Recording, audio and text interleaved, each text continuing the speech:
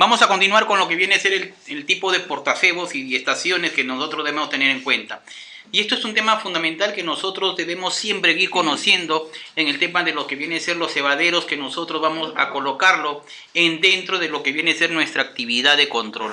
Hay que ver el tema principalmente hay que ver el tema de que nosotros debemos colocar y evaluar contra qué alimento, digamos, estamos compitiendo. Y esto nos va a posibilitar que nosotros conozcamos de cerca el tipo de cebos que nosotros vamos a colocar. Es un poco para conocer los portacebos que tenemos. Acá tenemos fácilmente la caja cebadora estándar, que es común actualmente puesta en el mercado, la caja premium. Vemos ahí que prácticamente es el ingreso y la disponibilidad de los roedores. Tenemos acá las cebadoras, tenemos acá y lo que viene a ser la caja portacebos, que va dentro como si fuera una fácil disposición que se cierra herméticamente luego de haber ingresado nuestras ratas o roedores. Tenemos acá el otro tipo, el Rodenport modelo 1, que prácticamente permite el ingreso de los roedores. Y estos acá tenemos el Rodenport modelo 2, donde también permite el ingreso de dichos roedores. Son modelos estándar que nosotros debemos tener en cuenta. Tenemos el Mousetrap, que también justamente permite la proliferación de los roedores. Y tenemos el Ratamax, que son comúnmente llamados antiguamente como era la guillotina, que se coloca, digamos, acá el alimento y el roedor al momento de sacar prácticamente cae y es capturado respectivamente la rata. Tenemos lo más común que actualmente está utilizando nuestro sector salud, que es las trampas Tomahawk, que prácticamente al momento de colocar el alimento, esto de acá hace que cierre, digamos, se cierre la puerta y por ende el roedor quede internamente. Tenemos trampa Sherman, que es un sistema de puerta cerrada donde ingresa el roedor. Esto prácticamente hace cuando se alimente y termine, digamos, el alimento, estas puertas se cierran herméticamente. También tenemos las trampas pegantes, como es Loop Trap, en este caso, que son utilizadas las trampas pegantes. Tenemos Wrap Trap, que también son utilizadas. Tenemos otra trampa pegante, Bullet Wrap, donde el roedor prácticamente se va a desplegar y va a quedar sus patitas pegadas en dicho pegamento. Tenemos el Rod Trap también, que son utilizadas como trampas pegantes. Tenemos trampas de goma, que son estos fácilmente disponibles, donde prácticamente el roedor se va a desplazar y van a quedar adheridos al pegamento para los roedores. Tenemos las barreras de exclusión, esta cosa, identificar, acá tenemos en este caso los equipos para el control de los roedores, que vienen a ser los peles y los bloques, los cebos en este caso. Tenemos acá nuestras cajitas donde van colocados nuestros cebos, y acá tenemos prácticamente una cajita tipo pegante que también son colocadas con una alimentación respectiva para que el roedor quede pegado en las alcantarillas. Tenemos acá los medios de lucha, en este caso utilizados, que son los mecánicos, los químicos. Dentro de los mecánicos tenemos en este caso el objeto para realizar investigación de las trampas son útiles en este caso. Y los químicos tenemos acá los roedores como los rodenticidas. Hay rodenticidas de acción inmediata, que son los agudos, prácticamente que usan para matar en forma inmediata a los roedores. Su presentación es en sebo líquido para su proliferación y se consideran tipo de roticia que no debe ser utilizado en forma continua por el rechazo o la resistencia de los roedores. En este grupo tenemos la exila roja, órgano fosforado, los carbamatos, estricnina alfa, y también tenemos naftilturena. Tenemos acá los cebos de los alimentos que las ratas utilizan, que generalmente debe ir adicionado al rodenticida. Generalmente se utilizan los cereales enteros o molidos, las carnes, los nueces, las frutas o vegetales. Las ratas y ratones buscan alimentos frescos y de buen sabor. Se colocan también recipientes como son los cebaderos.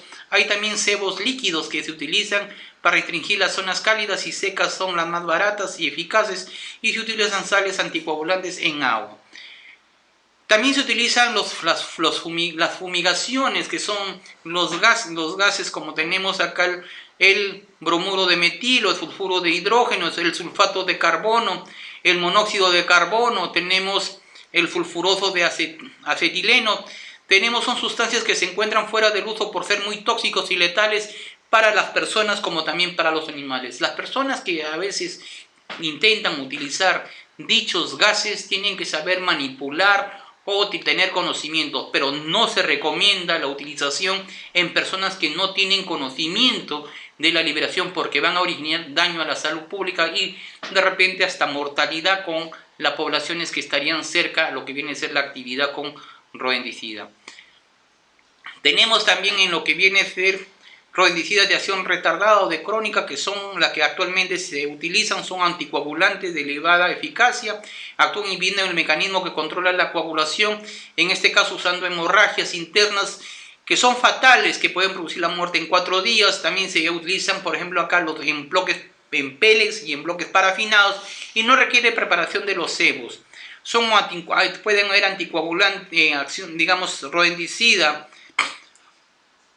anticoagulantes de dosis múltiples y de dosis única. Los de dosis múltiples tenemos la warfarina, el cumatriptatilo, tenemos la difecianone, entre otros. Y los anticoagulantes de dosis única tenemos como la bromadiolona, defitialone, tenemos el prodifacuma.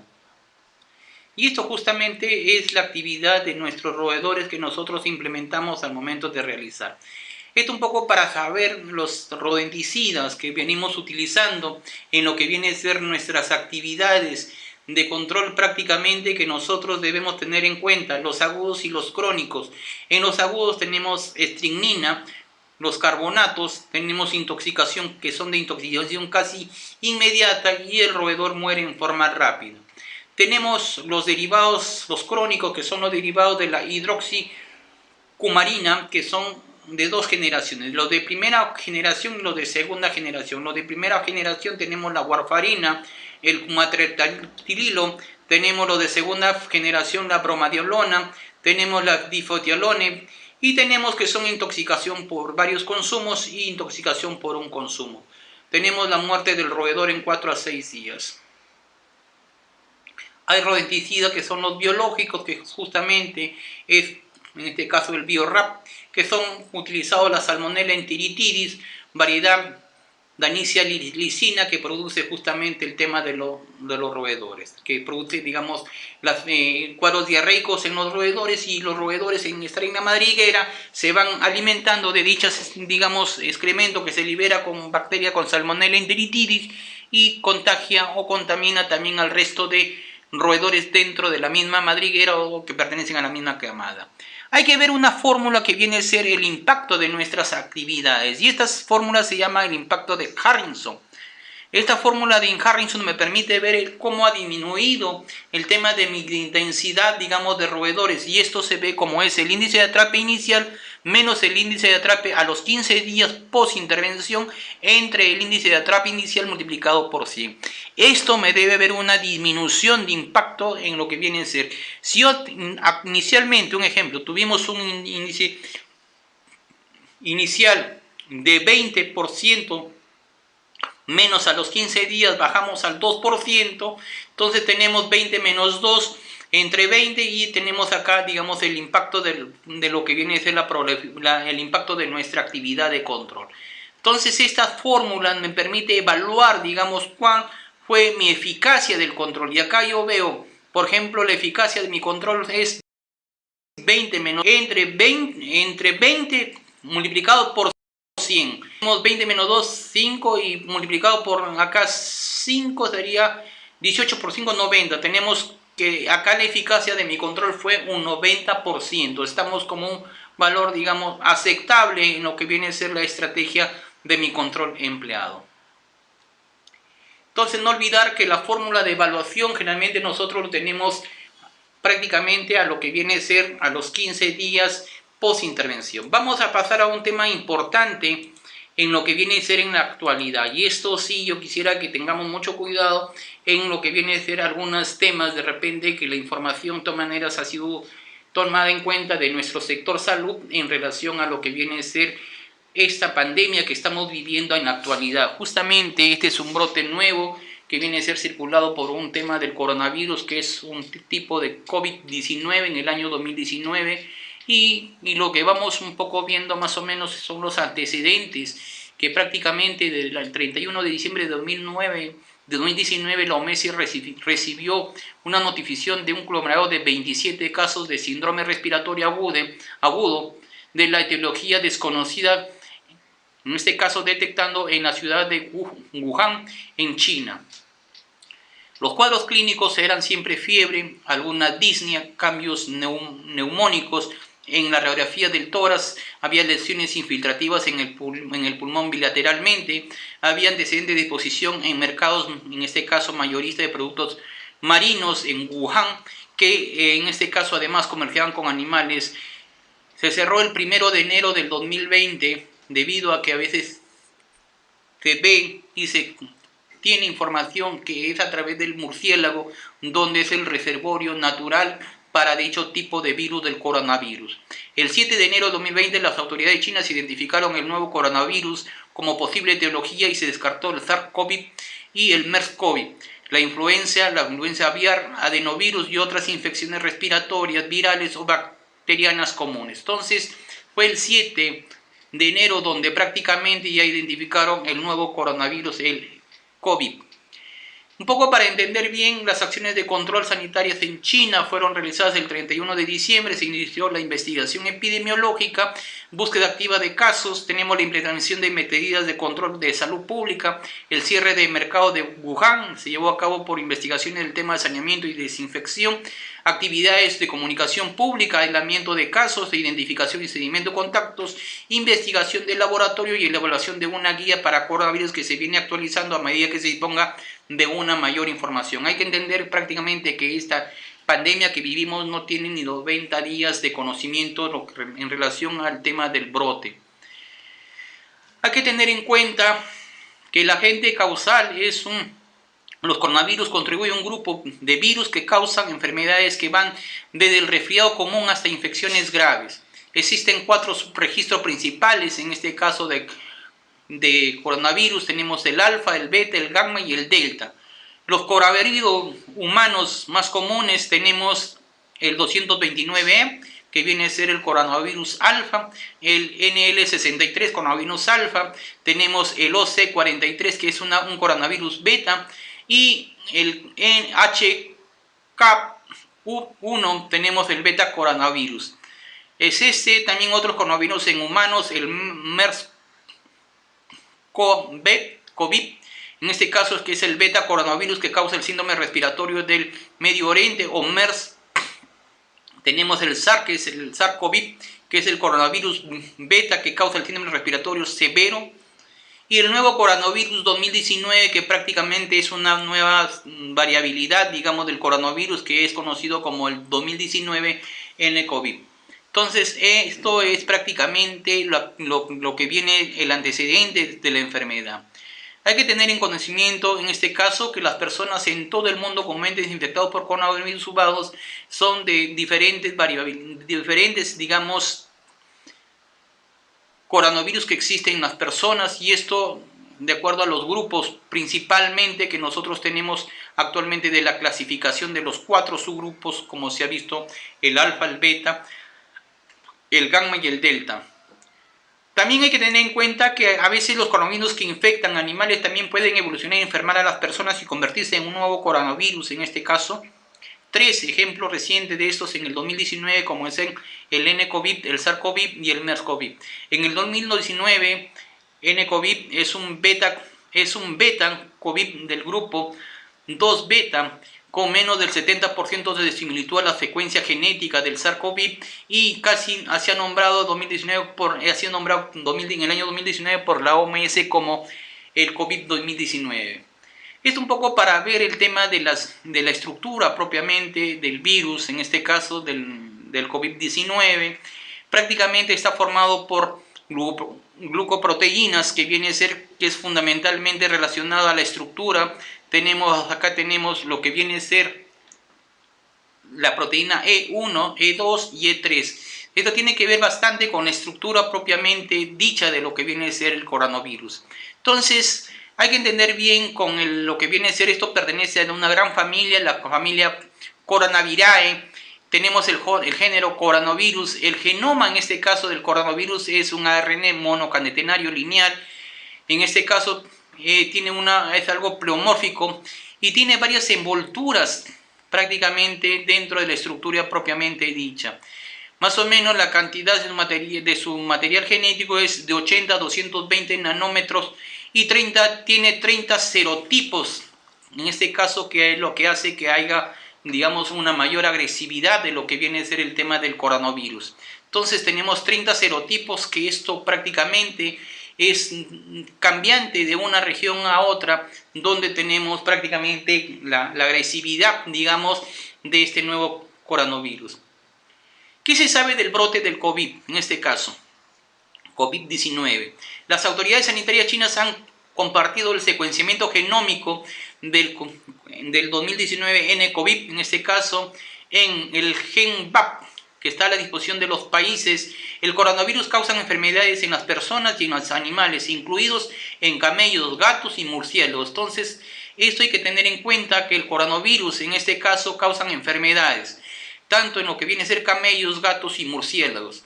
Las raras ocasiones del coronavirus en animales pueden evolucionar a infectar a personas y luego propagarse entre persona a persona, como se ha visto en lo que viene a ser el tipo de coronavirus MERS y lo que viene a ser el SARS.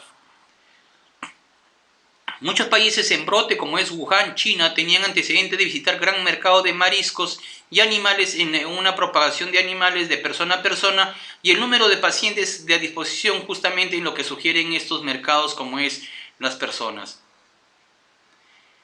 Esto un poco para tener en cuenta lo que viene a ser la fuente de infección. Son específicos, en este caso tenemos, si son animales específicos, los modos de transmisión, las características de la población, el periodo de incubación, la gravedad de enfermedad, las tasas de supervivencia y las medidas de control, en este caso de las vacunas. ¿Qué falta de conocer del coronavirus? Hay que ver el tema de las curvas epidémicas, de la cinética viral, de la protogénesis, del hallazgo de la autopsia y del examen de transmisión. Este es un tema que nosotros debemos tener en cuenta en lo que viene a ser el tema de la transmisión de los coronavirus. La definición de casos, justamente ese es un tema que lo vamos a ver, que justamente en pacientes que nosotros podamos ir viendo en lo que viene a ser la transmisión de los casos de nuestro coronavirus.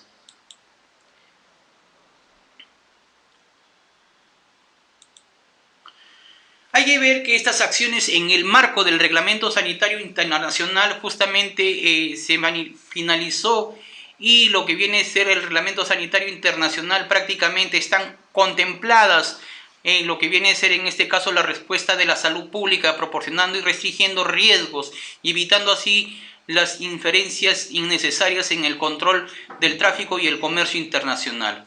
Esto, por ejemplo, ha marcado cambios en el paradigma en 3 elementos básicos, como son prácticamente el origen y la procedencia, el control de las fronteras, que es un tema fundamental, la cual prácticamente nosotros tenemos que ir viendo. El control de fronteras, donde nuestro presidente ha visto la manera más importante de estructurar, que viene a ser en este caso el tema de cierre de fronteras, las medidas de salud pública procedentes a respuesta adaptada por un comité de emergencia y la lista de expertos. Esto para ver el tema de las epidemias, que justamente es un tema fundamental. Hay que ver el tema de nuestra alerta, digamos, a nivel de la epidemia nacional, en 3 rubros. Primeramente, la detección y la alerta temprana, la verificación y evaluación de investigación y la respuesta, que es principalmente. Tenemos acá en lo que viene a ser prácticamente el sistema de vigilancia, en este caso veterinaria, nuestras enfermedades transmitidas por alimentos, los servicios de salud, la vigilancia en lo que viene a ser fuentes de rumores, el sistema de nuestra vigilancia que se maneja permanentemente como Estado, el sistema de vigilancia del laboratorio, que tiene bastante influencia en la verificación de la investigación y la respuesta justamente son las medidas de salud pública, los servicios de aprobación del parte del personal y lo que viene a ser el tema del Sistema Nacional de Emergencias Sanitarias. Esas son las alertas epidemiológicas que nosotros tenemos que tener en cuenta, y lo que pretendemos en la transmisión prácticamente es, en este caso, es más o menos para tener, esto se ha aprendido de la transmisión anteriormente del SARS, porque es la primera vez que tenemos esta infestación con esta gran pandemia a nivel mundial. Prácticamente tenemos diferentes etapas de transmisión. Primeramente tenemos el caso índice, que viene a ser de primera generación, es donde nosotros prácticamente es el caso cero, digamos el caso donde la persona ha contraído la enfermedad de un sitio donde está circulando en este caso el virus del COVID-19. Tenemos la segunda generación, que es el contacto directo y cercano de los trabajadores de salud con el paciente que han sido manejados y de repente dentro de la misma familia, a través de algunas familias cercanas de la persona, en este caso de la persona que estuvo enferma o del caso cero. La tercera generación son los miembros de la familia de los trabajadores de salud, es decir, acá viene enseguida el tema de la diseminación comunitaria, es decir, ya se va ampliando mucho más masivamente, son ya la familia propiamente de la población que atendió a ese caso 1, es decir, se va masificando a lo que viene a ser la familia. Y la cuarta generación, que es la cuarta, digamos, etapa que nosotros tenemos, es el contactos en la comunidad, es decir, que acá ya es una diseminación masiva. Lo que se estamos viendo que justamente en la tercera generación hay un contacto cercano y directo, y es por eso que justamente se quiere cortar la cadena de transmisión haciendo la inmovilización correspondiente, debido a que nosotros estaríamos cortando directamente, en este caso, la transmisión. Hay también factores ambientales, como se ha podido implementar en Hong Kong, y actualmente nosotros estamos implementando, en este caso, la inmovilización permanente en familia.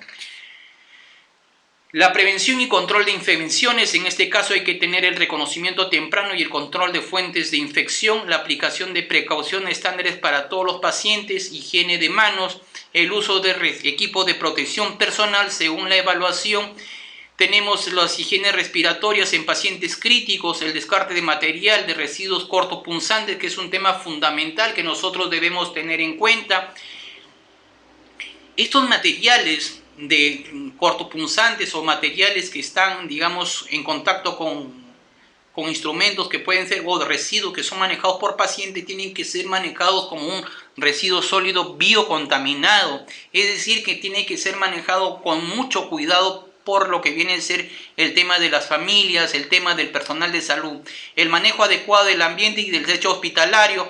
Tenemos la esterilización y desinfección de dispositivos médicos y hospitalarios, que es un tema fundamental que nosotros debemos tener conocimiento.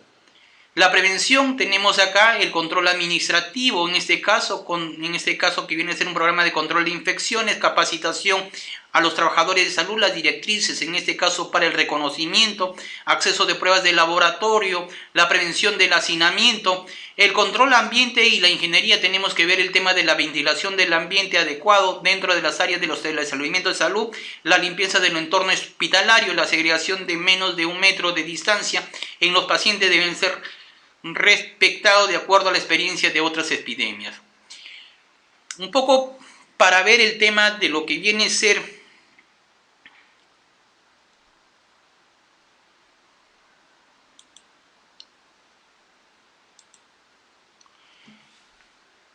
las definiciones, cómo se define un caso sospechoso, en este caso de lo que viene a ser el COVID-19. Justamente son pacientes con infección respiratoria aguda grave, que viene a ser con fiebre superior a 38 grados centígrados, llegando a tener hasta 39 en forma permanente, tos, la dificultad respiratoria, y se requiere ingreso hospitalario, y sin etiología que explique el cuadro clínico, en este caso, y al menos uno de los siguientes. Tenemos que tener en cuenta historia de viajes o residencia en ciudad de Wuhan o provincia de Hubei, China, 14 días antes de los síntomas, o un trabajador de salud que ha estado en entornos donde se atiende a infecciones respiratorias agudas de etiología desconocida, o personas cercanas a donde ha habido una transmisión ya comunitaria, como lo tenemos aceptando ahorita en la actualidad. Tenemos pacientes sospechosos con alguna infección respiratoria alguna, y al menos uno de los siguientes criterios: contacto cercano con un caso confirmado, en este caso el COVID-19, en algunos de los 14 días previo al inicio de la enfermedad, haber visitado o haber trabajado en mercado de animales vivos en Wuhan, China, Kuwait, o haber estado jubilado dentro de los bienes ser 14 días previo de inicio de los síntomas que informaron a las infecciones respiratorias realizadas en el 2019. El caso probable, tenemos un caso sospechoso con resultado de laboratorio 2019 indeterminado o con pruebas de ensayo en este caso del pan-coronavirus, prueba para detención genérica de coronavirus. El caso confirmado tenemos en este caso prueba confirmada por laboratorio, solamente por laboratorio el COVID-19. Caso sospechoso debe ser notificado de manera inmediata a través del aplicativo del sistema que maneja nuestra Dirección de Epidemiología, mantener la vigilancia y evaluar permanentemente el comportamiento clínico y epidemiológico de las infecciones respiratorias agudas como neumonías, muertes por neumonía y enfermedad por influenza. El personal del laboratorio debe tener muestras de hisopado nasal, faringio, en este caso dentro de los 7 primeros días de la enfermedad.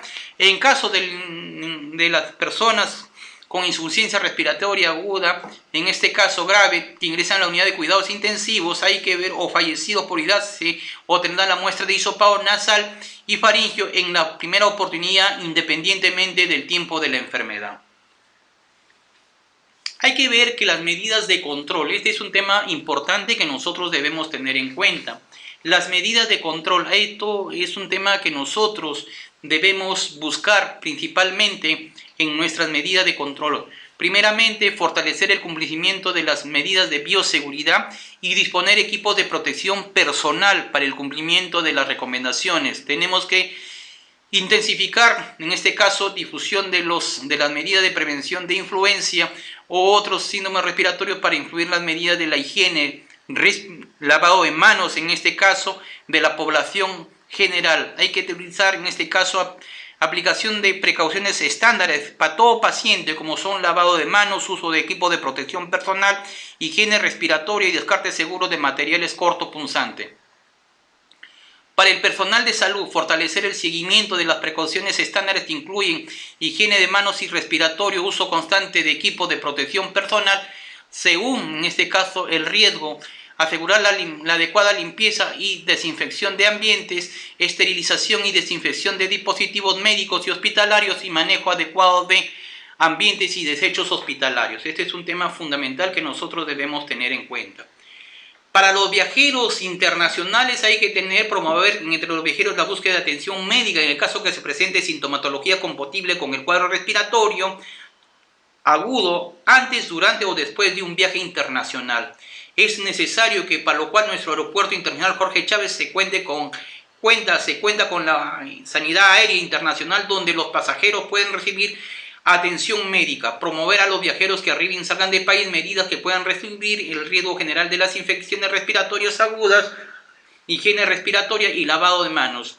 Los viajeros internacionales, en este caso con destino de países donde están con alta circulación, tenemos que tener bastante cuidado y evitar el consumo de alimentos críticos. ¿Qué recomendaciones en este caso nosotros podemos implementar cuando se trabaja con materiales potencialmente infecciosos? Este es un tema que nosotros debemos ir implementando diariamente, como son, por ejemplo, todo personal de laboratorio debe usar equipo de protección personal apropiado, inclusive guantes desechables, mascarillas quirúrgicas, tapabocas, batas antifluidos y protección para los ojos al momento de manipular las muestras potencialmente infecciosas. En el momento de tomar una muestra respiratoria a un paciente sospechoso en la unidad de cuidados intensivos se debe considerar el uso de mascarillas N95. Las recomendaciones para materiales potencialmente infecciosos, hay que tener en cuenta lo que viene a ser la cabina de bioseguridad clase 2, que es un tema fundamental. Después hay que procesar las muestras, en este caso de descontaminante en la superficie de trabajo, y todo material desechable que debe ser esterilizante al autoclave o su disposición final.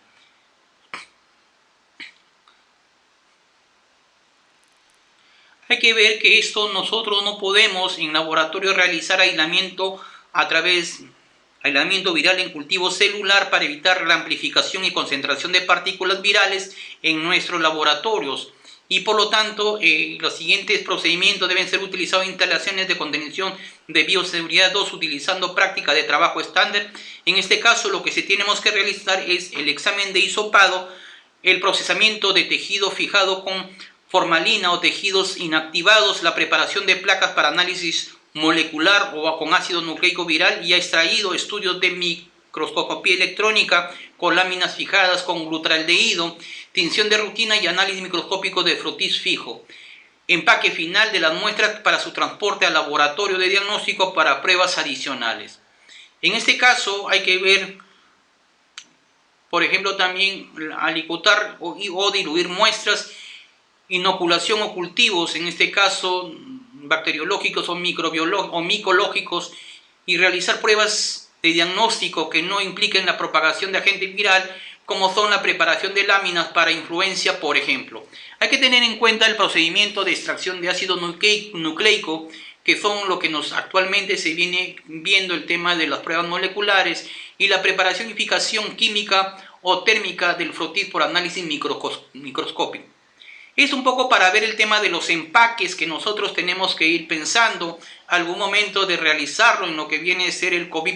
Tenemos el tema de lo que viene a ser el triple empaque, que es un tema fundamental que nosotros debemos tener en cuenta. Se debe usar un triple empaque y cumplir con normas internacionales relacionadas al transporte de las sustancias infecciosas, que son las sustancias biológicas categoría B. En este caso hay que asegurar que el material prácticamente absorbente en cantidad suficiente para contener en caso de un derrame. Y esto es prácticamente el material absorbente que debe ir para evitar cualquier derrame correspondiente. Disponga un contenedor secundario, que es esto, el contenedor secundario, que es resistente a filtraciones. Y el contenedor terciario, la caja exterior, que es esto prácticamente, la caja exterior para el transporte aéreo, y utilizar una caja una caja PE de bioseguridad PE50 categoría B. Esto más o menos cómo debe ir colocado en este caso en lo que viene a ser el triple empaque en forma obligatoria, que prácticamente vienen acá los papeles absorbentes. Tenemos acá la pieza de sujeción, que para lo que viene a ser en este caso las muestras que son tomadas, el recipiente impermeable que va acá, que permite la no salida o derrame de sustancias. Tenemos acá en lo que viene a ser el envase secundario, que es esto que soporta al envase primario. Tenemos acá la etiqueta, el embalaje exterior, tenemos acá el tema de la designación oficial, en este caso del transporte, y el número de la codificación respectiva. Hay que también ver el tema de la atención a los pacientes en domicilio. Este es un tema fundamental que a veces demoró bastante en tener la información qué hacer con los pacientes en domicilio.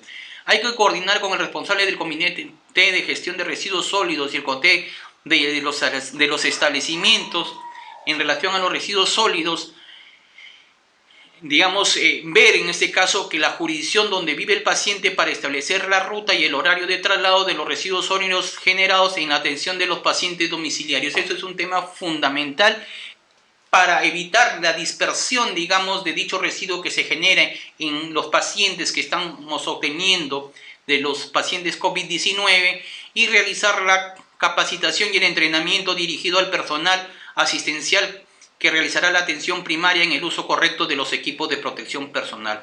Esto sí tenemos que tener bastante cuidado en el personal que realiza digamos, el recojo, y en lo que viene a ser la capacitación, y además el personal asistencial donde realizará la atención domiciliaria para lo que viene a ser en este caso de los pacientes, y tiene que saber utilizar los equipos de protección personal en forma adecuada, y el manejo de los residuos sólidos que genere dicho paciente en dicha familia. El personal llevará 2 bolsas rojas para depositar el material que utiliza. En este caso tenemos guantes, mascarillas, gorros, mandilones, tenemos lo descartable, las bajalenguas. Y justamente si se va a realizar procedimientos que impliquen la generación de los residuos sólidos punzocortantes, deberá llevar recipientes rígidos para descartar el tamaño de acuerdo a la cantidad de residuos punzocortantes a generar, así como también contar con una solución desinfectante, alcohol gel o hipoclorito en fracaso del pulverizador. Los residuos generados en estas centinela serán clasificados como residuos peligrosos con riesgo biológico infeccioso, los residuos biocontaminados, los residuos generados en atención del paciente domiciliario, que es un tema fundamental, deben segregarse y depositarse en bolsas rojas, las mismas que deberán amarrarse en forma adecuada, y al mismo tiempo utilizar la bolsa roja respectiva. El transporte de los residuos sólidos, en este caso, de los pacientes debe realizarse en un tacho aproximadamente 40 litros o según requerimiento en las atenciones colocar bolsas rojas dentro de cada tacho y tapar respectivamente. Este es un tema que nosotros debemos tener en cuenta, el manejo adecuado de lo que viene a ser en este caso el tema de los residuos sólidos que están dados dentro de las viviendas. Este es un tema fundamental que nosotros debemos tener conocimiento. Hay que trasladar en este caso los residuos sólidos al hospital seleccionado de la jurisdicción donde se atendió al paciente, debiendo para ello realizarlo en las coordinatorias previas previstas. Dejar los residuos sólidos en el almacenamiento final del hospital de la zona de los residuos sólidos biocontaminados, para ello ingresar por la ruta establecida. No deberá por ningún motivo recorrer áreas asistenciales con los residuos generados de la atención de pacientes domiciliarios. Una vez que se ha dispuesto las bolsas rojas en almacenamiento final del hospital, se desinfectará el tacho con solución hipoclorito de sodio al 1% a través de un pulverizador y dejar actuar por un lapso de 5 minutos. Culminado el procedimiento, el personal se deberá lavar las manos con agua y jabón y de no contar con ello se utilizará alcohol en gel. Hay que tener en cuenta las recomendaciones para los pacientes. Ese es un tema fundamental que nosotros debemos tener en cuenta.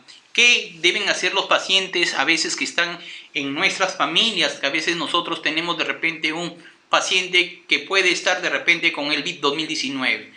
Se recomendará a los pacientes y familiares que los residuos que generen, pañuelos descartables, utensilios, toallas, mascarillas u otro material que vayan a echar, se coloquen en una bolsa roja y se cierre herméticamente, el mismo que debe colocar rociarse con solución hipoclorito de sodio al 1% sobre la bolsa y colocarlo en otra bolsa para ser eliminada, y no se puede abrir por ningún motivo la bolsa. Los tachos que contuvieron los residuos sólidos deben ser lavados, desinfectados con solución de hipoclorito de sodio al 1% lejía. Dicho producto debe contar con autorización sanitaria de DIGESA. Culminado el procedimiento, se deberá lavar, tapar con agua y jabón, y de no contar ello se utilizará un alcohol gel. Esto un poco para ver el tema de la disposición de los equipos de protección personal. Primeramente, la higiene de manos es un tema fundamental. El tipo de atención en los establecimientos de salud, por ejemplo en triaje hay una higiene permanente de manos. La toma de muestras se debe realizar con también una higiene de manos.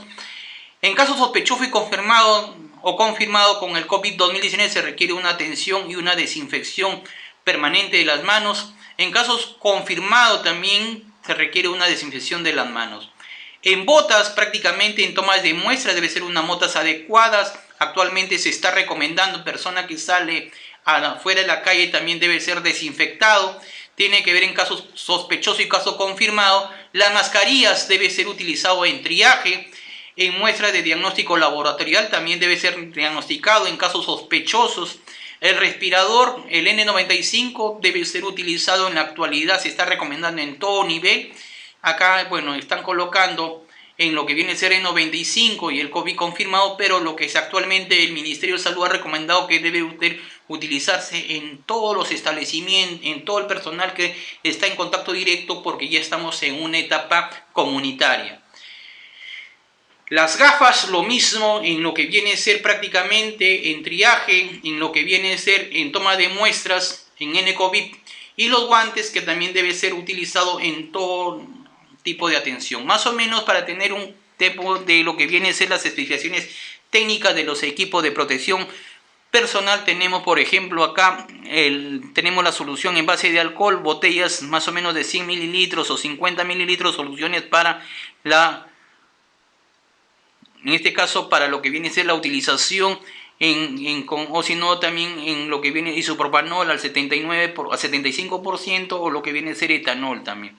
Tenemos el delantal, que es un tema fundamental, hecha de poliéster. Tenemos también las botas de desecho hospitalario, que es lo comúnmente que generalmente se está actualizando, se está utilizando diariamente en la actualidad. Tenemos acá lo que viene a ser las bolsas también utilizadas. Tenemos en lo que viene a ser acá soluciones que se están utilizando.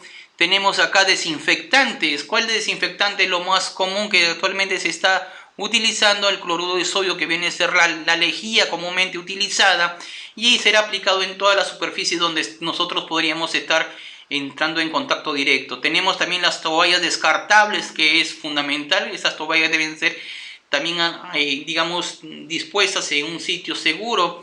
El protector facial, que es un tema fundamental, el protector facial que permita asegurar y proteger la cara, en este caso, del personal que nosotros estaríamos haciendo la atención tanto en las viviendas como en los establecimientos. Los guantes, que es un tema fundamental, los guantes estériles.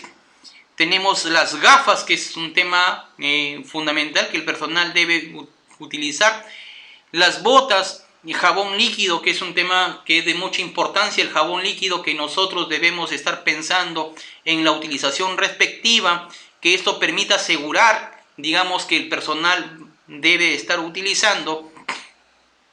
Las mascarillas médicas, en este caso los respiradores N95, que generalmente son que utiliza el personal de protección, generalmente está en contacto directo con los pacientes. Tenemos los recipientes para punzocortantes, que es un tema fundamental, y la limpieza y desinfección. Este es un tema que nosotros debemos tener en cuenta. Prácticamente se debe realizar limpieza en los pisos o superficies o paredes, manijillas de puertas y ventanas antes de desinfectar. La limpieza será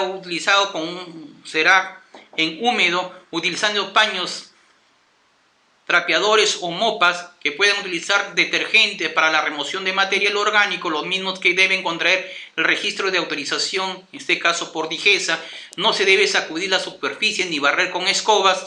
Después de limpiar en húmedo se procederá a desinfectar. Es el tema de la desinfección, no olvidemos con la ley que comúnmente tenemos. La desinfección se debe utilizar en productos que cuenten con autorización sanitaria. Se debe cumplir con especificaciones de uso productivo de desinfectantes y el tiempo de acción, en este caso, que establece el fabricante en los productos rotulados del producto. Hay que ver el tema del comunicado del proceso de la limpieza y la desinfección. Se debe lavar las manos con agua y jabón. Este es un tema que nosotros debemos tener en cuenta, el permanente lavado por parte de las familias, en este caso, más o menos de 20 segundos en forma permanente. El lavado y el cambiado de nuestras ropas al momento que nosotros hagamos o salgamos de nuestra vivienda para hacer la compra, en este caso que tenemos la inmovilización de nuestros alimentos o servicios médicos en forma oportuna.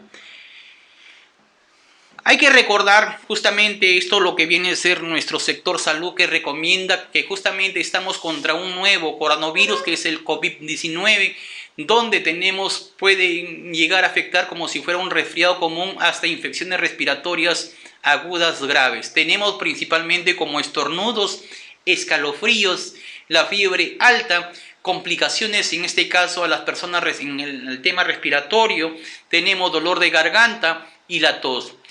Hay que ver cómo se transmite, y esto es un tema fundamental que nosotros vamos un poco a ver cómo es la transmisión de lo que viene a ser en este caso de persona a persona. Generalmente se transmite a través de unas gotitas que se expulsa de una persona al hablar, al toser o a estornudar. Las gotitas pueden ser inhaladas por personas que están cerca al enfermo, y el virus puede ingresar en este caso a nuestro organismo, causándonos en este caso o al momento de tocarnos los ojos, la nariz y la boca con nuestras manos en este momento sin lavar. Este es un tema que nosotros debemos tener en cuenta. ¿Cómo se previene? Ya hemos dicho bien claro, lavándose las manos como 20 segundos, utilizando agua y jabón. Hay que cubrirse la boca, debe tocarse en este caso la cara, los ojos, no debe evitar tocarse las caras, los ojos, y mantener en este caso ambientes ventilados y realizar la desinfección de las manos en forma permanente. ¿Qué hacer si su hijo está enfermo o un familiar está enfermo? Si el hijo presenta en este caso fiebre permanente mayor a 39, está con lo que viene a ser el dolor de garganta o síntomas que hemos mencionado, debemos acudir a la llamada del 113 para, en este caso, la atención inmediata o la guía para poder ser atendidos por el sector salud. En la práctica, las medidas de prevención En este caso hay que evitar compartir objetos personales como son los peines, toallas, ropa y otros como son también además dentro de los mismos miembros de la familia. Este es un tema que nosotros debemos tener en cuenta principalmente. Hay un tema que nosotros quisiéramos un poco ver ahorita, el tema de lo que es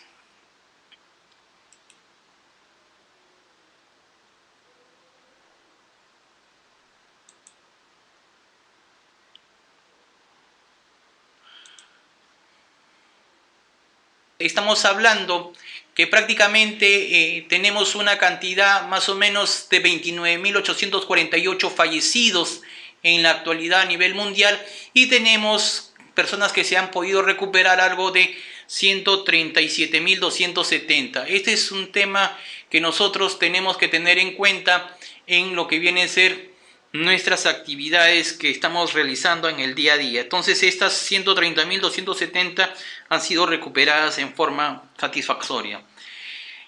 La situación al 28 de marzo tenemos que prácticamente se ha realizado un total de 10.225, digamos, muestras que han sido analizadas, de los cuales tenemos un total de 671 casos confirmados.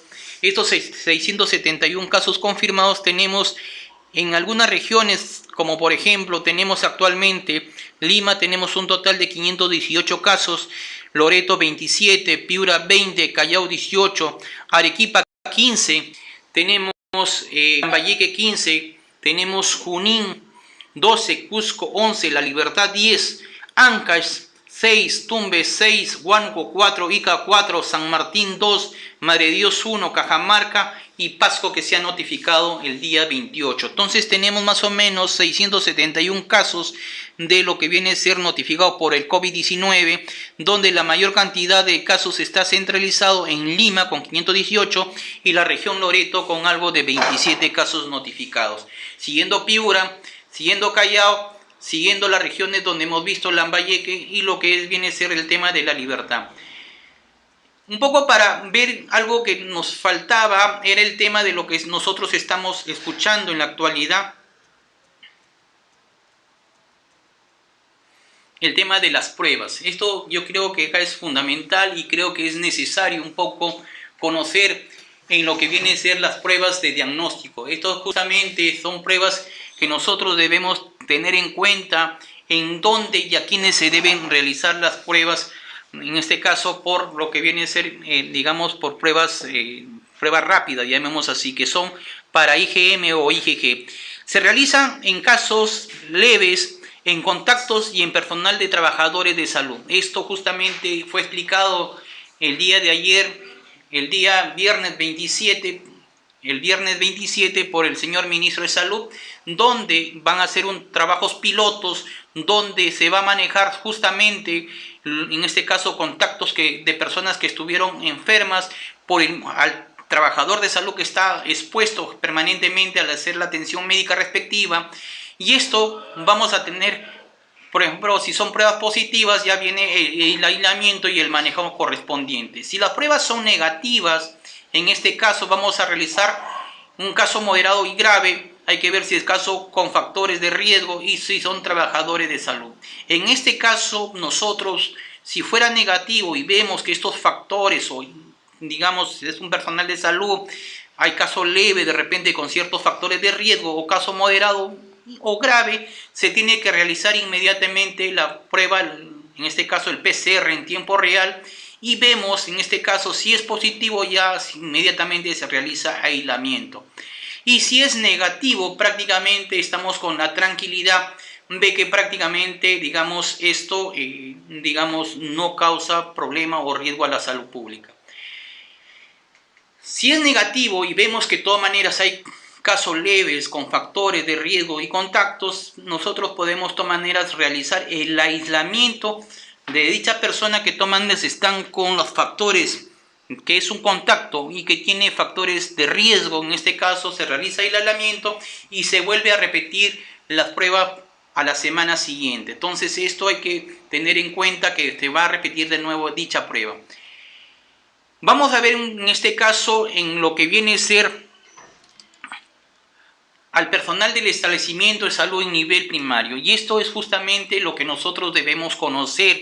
Primeramente, el primer nivel de atención primario, hay que ver el tema de la evaluación del triaje diferenciado. Casos sospechosos, se realiza la prueba rápida.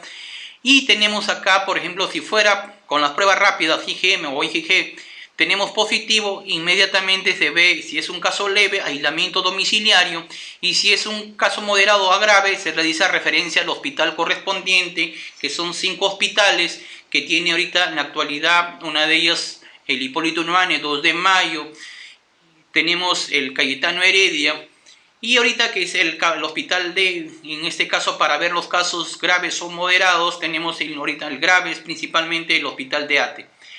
Si es positivo, inmediatamente se ve la referencia al hospital correspondiente, y si fuera negativo, de todas maneras se hace, si fuera caso leve, sin factores de riesgo, se realiza el aislamiento y seguimiento y repetir la prueba una semana después. En caso leve con factores de riesgo, se realiza aislamiento y seguimiento y toma de muestra para las pruebas, en este caso del PCR en tiempo real. Y si es un caso moderado a grave, referencia y hospital correspondiente, referencia a un hospital correspondiente por el tema de la gravedad. Entonces esto hay que ver justamente en establecimiento de salud del primer nivel de atención al perro. Tenemos atención de pacientes en establecimiento de acá sería del segundo y tercer nivel de atención, que justamente tenemos la evaluación del triaje diferenciado, el caso sospechoso, las pruebas rápidas. En caso sea positivo, justamente tenemos el caso leve, que es el aislamiento moderado y seguimiento. El caso moderado y grave, tenemos el tema de hospitalización donde corresponda. Si es negativo y vemos que son casos leves sin factores de riesgo, tenemos el aislamiento y seguimiento. Repetir en una semana. Caso leve con factores de riesgo, la toma de muestra para PCR tiempo real. Hay que ver el tema de aislamiento y seguimiento. Y si es un caso moderado a grave, tenemos la toma de muestras PCR tiempo real y la hospitalización respectiva que nosotros debemos ir pensando al paciente. Un poco para nosotros tener en cuenta que estas pruebas van a ser primeramente referenciadas, o sea, van a ser estudiadas en campo en lo que viene a ser el tema de en nuestro país, en nuestro Perú. Van a manejar algunas regiones piloto donde se va a hacer las pruebas, digamos, en campo de dichas pruebas rápidas que nosotros como Estado estamos implementando para el diagnóstico respectivo de las personas que estuvieran expuestas. Hay que ver el tema que justamente hubo un problema de lo que viene a ser la limpieza y la desinfección. Y esto es un tema que nosotros a veces tenemos que realizar en nuestra vivienda.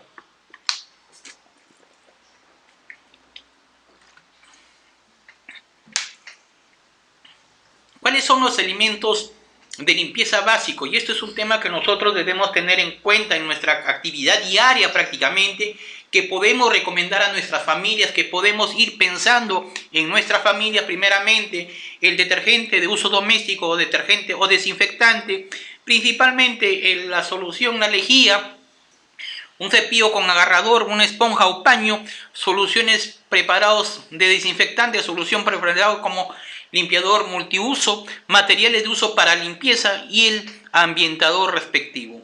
Entonces tenemos acá primeramente la limpieza para desinfección de establecimientos y servicios médicos de apoyo, tipo de limpieza con frecuencia, la limpieza cotidiana o de rutina, la limpieza general y la limpieza terminal. Esto es un tema que nosotros debemos tener en cuenta bien claro en los tipos de limpieza.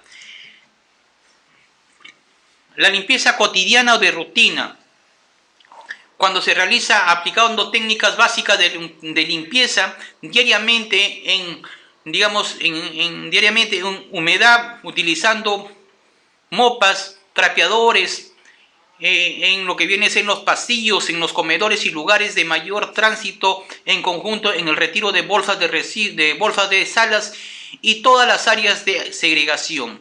La limpieza general, este es un tema que nosotros tenemos que tener generalmente bastante interés en conocer, que viene a ser la limpieza en profundidad, que incluye justamente el uso cotidiano de la rutina. Además, el mantenimiento de la limpieza es un tema que nosotros debemos conocer bien. Primeramente hay que retirar los residuos sólidos, realizar el barrido húmedo en este caso con mopa o trapeador, utilizar baño humedecido en el entorno del paciente hacia la periferia.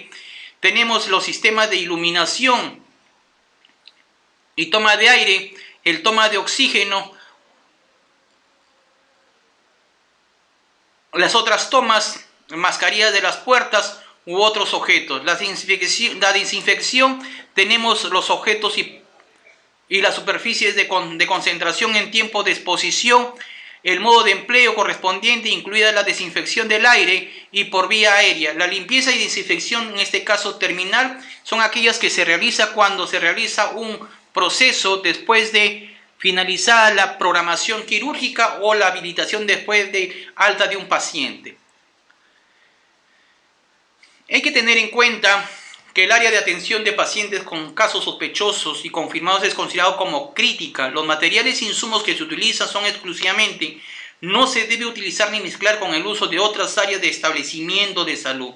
Entonces, donde hay la atención, debemos separar dicho material porque va a ser manejado solamente en esa sala de atención inmediata a los pacientes que están siendo exclusivamente manejados.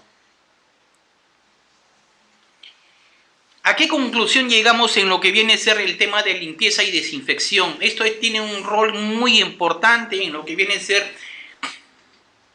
en el control de la prevención de las infecciones agudas, en este caso, y de lo que viene a ser el tema del coronavirus.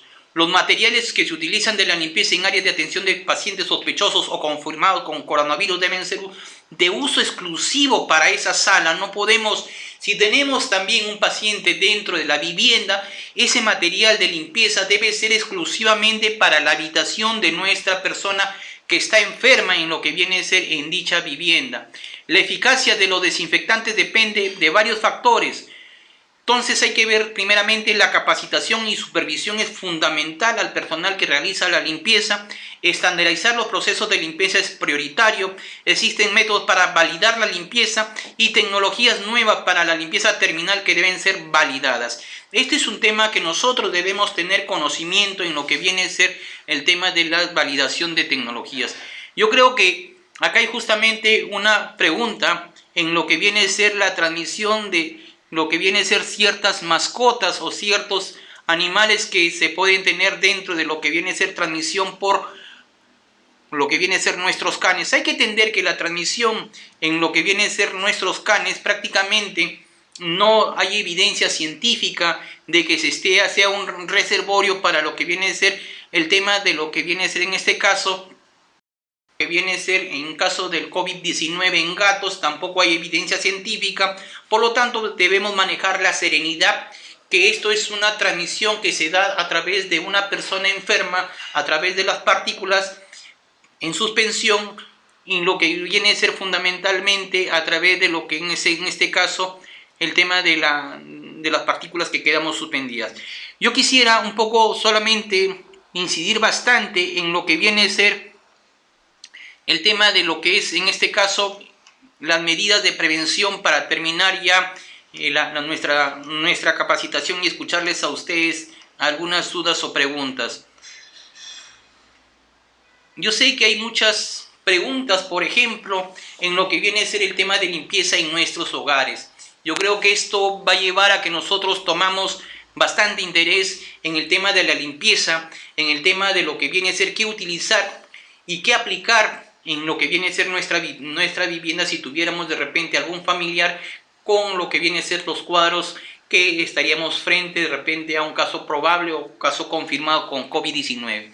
Esta limpieza debemos siempre realizarlo con toda la bioseguridad necesaria, desde guantes, mascarillas, todo, principalmente utilizando de repente trapeadores o mopas o material que permita en este caso productos detergentes para la remoción, y lo que viene a ser barrer de repente. No se debe barrer, solamente aplicar de los desinfectantes. Después de limpiar con humedad se debe desinfectar utilizando lo que viene a ser la lejía. La desinfección siempre debemos tener en cuenta que es en forma permanente, y si tuviéramos, amigos, si tuviéramos un familiar dentro de casa positivo al COVID-19, es necesario que solamente el material utilizado en la limpieza sea desinfectado exclusivamente con ese instrumental utilizado para dicho ambiente o dicha digamos, habitación o aislamiento que ha tenido nuestra familiar. No podemos seguir limpiando con la misma escoba, con los mismos trapeadores a los demás ambientes. Se debe siempre cumplir con las especificaciones de uso de productos desinfectantes y continuado el proceso de limpieza y desinfección se deberá lavar las manos con agua y jabón. Siempre el lavado y las aguas jabón permanentemente. Entonces, amigos, esto es un tema que nosotros siempre hay que tener en cuenta. El insumo son de uso exclusivo, no se debe utilizar ni mezclar con otras áreas de nuestro establecimiento de salud. El personal responsable de la limpieza y desinfección debe ser siempre asignado exclusivamente para dicha área. Yo no puedo ver que ese personal me siga realizando con el mismo, digamos, material de limpieza las demás áreas o las demás habitaciones de nuestras áreas o de nuestros establecimientos o de nuestra vivienda. Entonces, esto es un tema que nosotros debemos tener en cuenta en lo que viene a ser las medidas que justamente debemos siempre recordar. Si tenemos ahorita familiares o vecinos o amigos o parejas o esposos o miembros de una familia con lo que viene a ser el estornudo, con lo que viene a ser escalofrío, la fiebre, de repente elevadas temperaturas que tenemos, este es un tema que nosotros siempre debemos tener en cuenta. Las complicaciones al momento de respirar y los dolores de garganta y la tos permanente. Esto creo que es un tema que nosotros debemos evaluar en lo que viene a ser, digamos, nuestra actividad que nosotros estemos implementando para ver si estamos frente a un caso probable dentro de la familia o de repente dentro de nuestro establecimiento que estamos haciendo las atenciones, que estaríamos frente a un cuadro de COVID-19.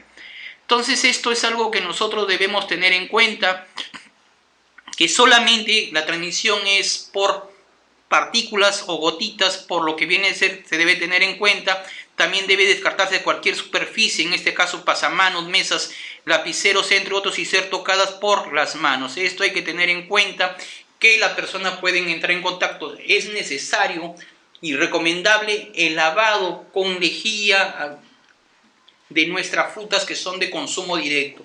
No sabemos que esas frutas o uso de consumo directo a veces pudo haber estado en contacto con ciertas manos o con ciertos, digamos, donde puede haber la presencia de este caso del agente del COVID-19. Entonces, esto es fundamental, las medidas de prevención que debemos adoptar. Estas medidas de prevención debe siempre estar destinado a que nosotros debemos evitar principalmente el contacto directo con personas de repente que estuvieran enfermas.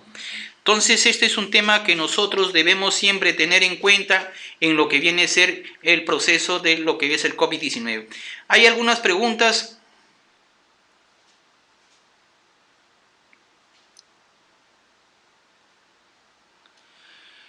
Hay algunas inquietudes que nosotros debemos tener en cuenta en relación entonces a lo que viene a ser estos síntomas. Debemos tener en cuenta principalmente en lo que viene a ser los síntomas que hemos mencionado, que son los estornudos, que son los escalofríos, que son las fiebres y que son lo que viene a ser el tema de lo que es las complicaciones de garganta. Hay un tema que nos han preguntado bien, que volvamos un poco a explicar con claridad, el tema de las pruebas rápidas, y lo vamos a detallar un poco más pausado para que se entiendan bien en qué consisten las pruebas rápidas. Yo creo que esto ha sido bastante manejado y creo que nuestro señor ministro ha sido muy claro en lo que viene a ser el tema de las pruebas de laboratorio. Y estos son las pruebas rápidas que a veces vemos en la televisión y hay una confusión, digamos, porque no es una prueba de repente de confirmación o ya de seguridad que estamos frente a un tema de un paciente o un familiar con lo que viene a ser el COVID-19. Primeramente, que va a ser tomado esto como un tamizaje más que vamos a realizar en pruebas de campo dentro de nuestra Lima o de otras regiones que se considere necesario evaluar, y lo que se va a hacer prácticamente van a ser tomado en cuenta los casos leves, moderados y graves, los contactos, en este caso de personas que tienen familiares con el COVID-19 y el personal trabajador de salud. Este es un tema fundamental que nosotros debemos tener en cuenta. Las pruebas rápidas en este caso son para ver las inmunoglobulinas M, que son los anticuerpos, y las inmunoglobulina G, que esto reacciona en nuestro organismo, que esto produce, digamos, frente al ingreso de algún agente, que en este caso sería el COVID-19. En caso que tengamos las pruebas rápidas positivos, tenemos que realizar ya un aislamiento y un manejo correspondiente. Entonces, este es un tema que nosotros tenemos que tener en cuenta en lo que viene a ser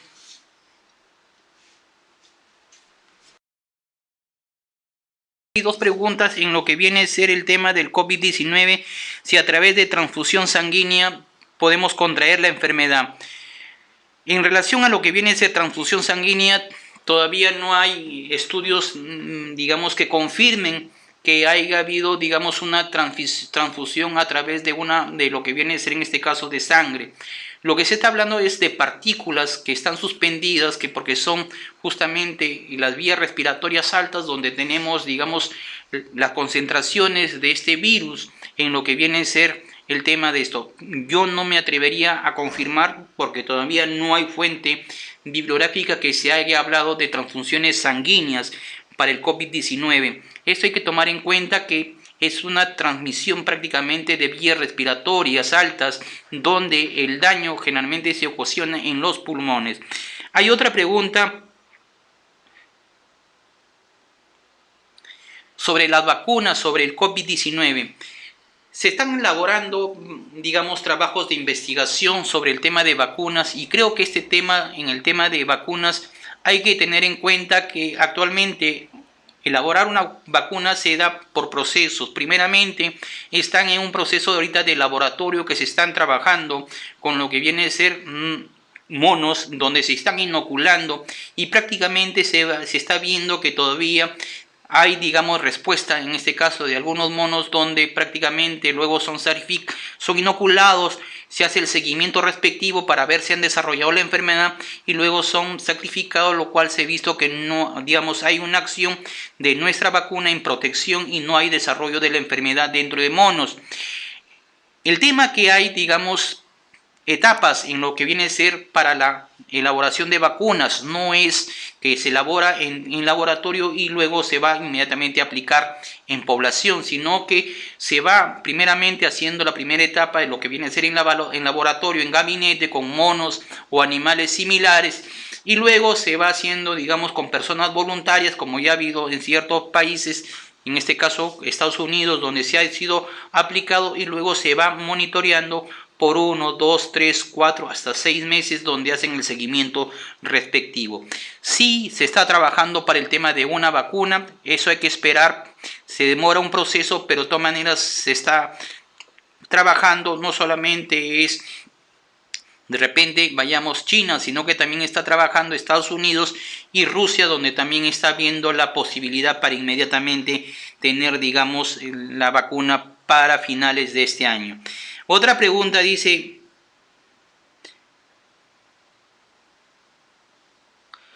¿hay medicamentos para tratar la enfermedad? Bueno, en relación a medicamentos, es un manejo que lo hacen ya en la parte hospitalaria. Lo que se trata prácticamente en lo que vienen a ser los aislamientos es prácticamente ver que la persona no acelere ese proceso de neumonía que se da en casa. Y esto es manejado por el personal médico, lo cual sí, el ministerio ha elaborado ya y hoy día ha sido justamente, digamos, mostrado, digamos, el manejo clínico de los pacientes, lo cual vienen viendo digamos, el tema de los medicamentos más adecuados para estandarizar como país y sea una sola normativa que salga de nuestro sector salud en lo que viene a ser nuestras regiones a nivel del país. Sí se está manejando, hay justamente el día 28, ellos han hecho una presentación como sector y ustedes lo van a tener en su material que se está dejando, donde prácticamente se ve, digamos, los medicamentos más adecuados para el manejo a nivel de todos los establecimientos de salud en nuestras diferentes direcciones regionales o gerencias regionales o establecimientos privados. Sí se tiene, digamos, ya trabajando el tema y se está ya socializado el día 28. Una pregunta: si el virus puede vivir en el suelo. Se ha visto que sí, digamos, en ciertas superficies, no necesariamente en el suelo, sino en los pisos. Es por eso que se recomienda que permanece viable en ciertas horas, no es de repente, pero sí hay que proceder, que de todas maneras al momento de cualquiera de nosotros o cualquiera persona que sea el transmisor o tenga el reservorio, inmediatamente de repente realizar la desinfección. Sí hay trabajos donde se puede ver que hay, por ejemplo, la permanencia en ciertas superficies, como son, por ejemplo, metales, cartón, piso o mayólicas, donde se permanece el virus. Es por eso necesario la desinfección permanente en lo que viene a ser, digamos, con lejía. Una pregunta: si las personas que sanan del coronavirus pueden ser portadores o ya no. Lo que sí de repente no es manejado como portadores, esto no hay que entenderlo bien.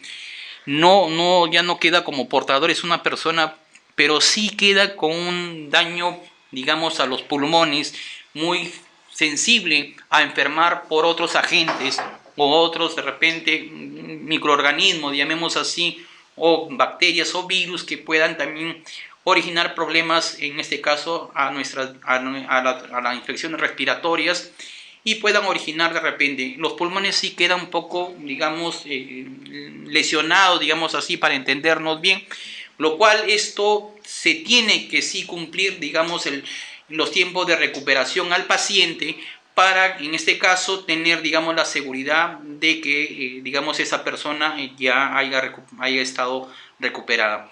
Pero no olvidemos, amigos, que de todas maneras, si esa persona o familiar o paciente, de todas maneras queda deteriorado sus pulmones, por lo cual es un proceso largo de su recuperación respectiva.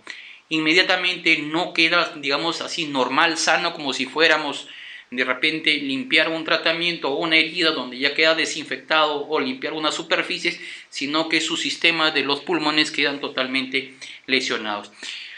Un poco para ver el tema de lo que viene a ser las pruebas rápidas, esto sí va a quedar bien claro que justamente el tema de las pruebas rápidas son manejados en anticuerpos, IgM, IgG, y justamente tenemos que es positivo y es el aislamiento, y negativo en lo que vienen a ser los casos moderados y graves, y casos con factores de riesgos y trabajadores de salud. Esto sí hay que tener en cuenta en lo que viene a ser el PCR inmediatamente, donde si es positivo se aísla y si es negativo la persona queda totalmente normal. En caso con casos leves sin factores de riesgo, pero que son contactos, en este caso sí nosotros tenemos que tener, digamos, el aislamiento y repetir por lo menos la prueba en una semana. Este es un tema que nosotros debemos tener en cuenta en lo que viene a ser las pruebas que actualmente nosotros vemos en todos los canales o medios de comunicación en relación a las pruebas de lo que es en este caso las pruebas rápidas. Yo creo que esto va a ayudar en mucho a ustedes, a que de todas maneras la prueba confirmatoria me va a dar siempre en lo que viene a ser prácticamente el PCR, para ver el tema de la positividad, o si no, en algunos casos volver a repetir. Y en este caso, si ya tenemos personas que fueron expuestas más de 7 días, como se ha hablado siempre, que tiene un proceso, digamos, de incubación o desarrollo de nuestro sistema, digamos, en 7 días, y hay positividad, ya inmediatamente ese paciente queda aislado, y el manejo clínico correspondiente. Ese es un tema fundamental que nosotros debemos entender. Nuestros establecimientos de salud, en este caso, en los primeros niveles de atención por las pruebas rápidas, si es positivo, en este caso, en caso leve, aislamiento domiciliario y seguimiento. Si es moderado y grave, en este caso, porque ya hay síntomas del paciente, nosotros tenemos que inmediatamente hacer la referencia al hospital correspondiente. Y si es negativo, en caso leve, sin factores de riesgo, hay que realizar el aislamiento y repetir por una semana. Si hay Caso leve con factores de riesgo, de todas maneras hay que hacer aislamiento y seguimiento para toma de muestras en este caso y realizar la prueba de PCR tiempo real. Esta prueba PCR nos va a poder definir bien el tema, digamos, de lo que viene a ser, estamos frente a un caso de COVID-19 o no estaríamos frente a un caso de COVID-19.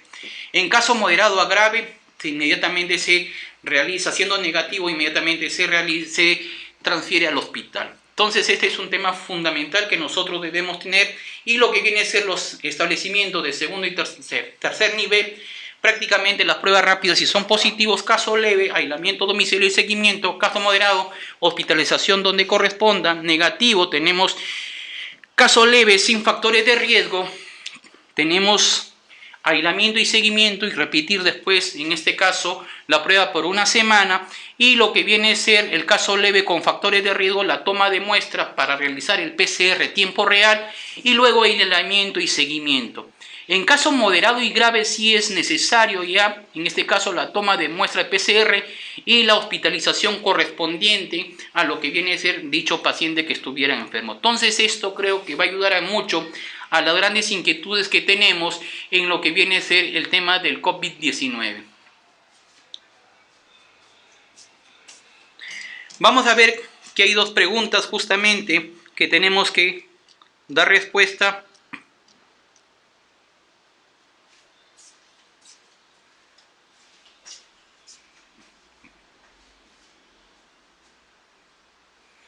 ¿Cuál es el mejor desinfectante para lo que viene a ser eliminación del COVID-19? En este caso, el desinfectante es, digamos, va de la mano con la manera y la forma de nosotros del uso del desinfectante. En este caso, lo más recomendable por nuestro sector salud viene a ser el hipoclorito de sodio, o la comúnmente llamado lejía, donde nosotros podemos utilizarlo. Vayamos 125 mililitros de hipoclorito de sodio para 875 mililitros de agua, y lo cual viene siendo utilizado como desinfectante y aplicación, digamos, en superficies. Hay que entender que prácticamente lo que vamos a buscar con el hipoclorito de sodio es la desinfección en superficies, y eso es un tema fundamental que se entienda. La desinfección se da en superficies. Y el otro tema, si el coronavirus puede ingresar por la piel. Esto es un tema fundamental. Hay que entender que el coronavirus lo que va a ingresar no es por la piel. Lo que nosotros, al momento de tocar nuestra piel o realizar de repente el contacto con las vías respiratorias o con las partículas que nosotros a veces, si nos podemos tocar la cara o no podemos tocar la nariz o cerca a nuestras vías respiratorias, prácticamente vamos a facilitar el ingreso y va a ubicarse en lo que viene a ser toda la parte de las vías respiratorias altas y luego ingresar a lo que viene a ser a nuestros pulmones, produciendo la enfermedad y el deterioro correspondiente. Yo quisiera más bien, de todas maneras, que ustedes tengan la seguridad que manteniendo un sistema adecuado de limpieza por parte de cada uno de nosotros como personas y haciendo la desinfección correspondiente, nosotros tenemos que la seguridad que esto no origine el problema a la salud. Vamos a dejar el correo, de todas maneras, es el correo que uno cuenta justamente.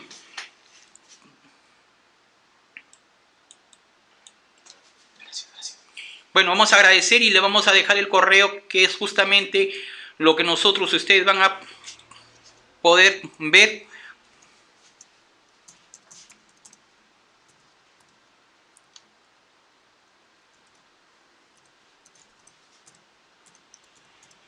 Y lo que viene a ser nuestro número de teléfono para que ustedes puedan confirmar alguna duda o información necesaria.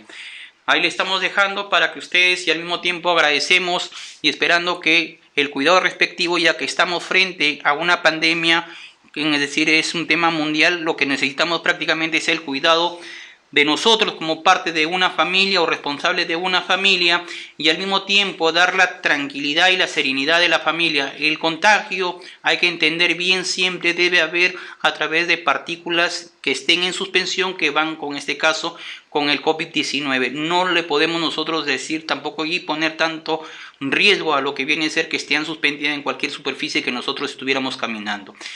Agradezco mucho y esperando que cualquier información que ustedes deseen, estamos llenos a colaborar. Gracias.